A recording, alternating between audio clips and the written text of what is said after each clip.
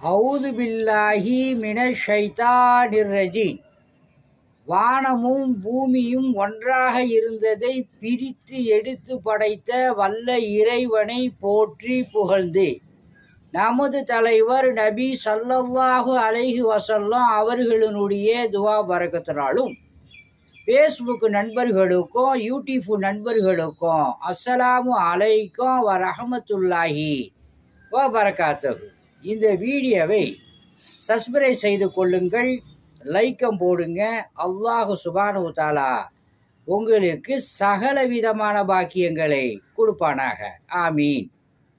அத்தியாயம் 2 வசனம் 79. அற்ப கிரயத்தை பெறுவதற்காக தாம் கரங்களாலே நூலை எழுதி வைத்து கொண்டு பின்னர் அது அல்லாஹுவிடம் இருந்து வந்தது என்று கூறுகிறார்களே, அவர்களுக்கு கேடுதான். அவர்களுடைய கைகள் இவ்வாறு எழுதியதற்காகவும் அவர்களுக்கு கேடுதான். அதில் இருந்து அவர்கள் ஈட்டும் சம்பாத்தியத்திற்கும் அவர்களுக்கு கேடுதான் அப்படின்னு சொல்லி அல்லாஹ் சுப்ஹானஹு தஆலா இந்த வசனத்தில் சொல்கிறான்.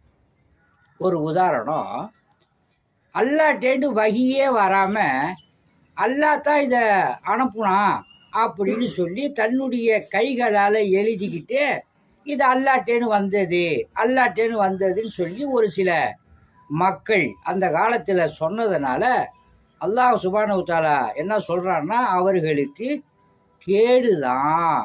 அவர்கள் அதிலேருந்து சம்பாதிக்கக்கூடிய காசில் இருந்து அவர்களுக்கு கேடுதான் அப்படின்னு சொல்கிறான். அல்லாஹு தஆலா கேடுன்னு சொல்லிட்டாவே அவன் நரகவாதி அப்படிங்கிறது இதிலேருந்து நமக்கு தெரியுது. அல்லாஹ் சுப்ஹானஹு தஆலா உங்களையும் என்னையும் காப்பாற்றணும். அல்ஹம்துலில்லாஹ்.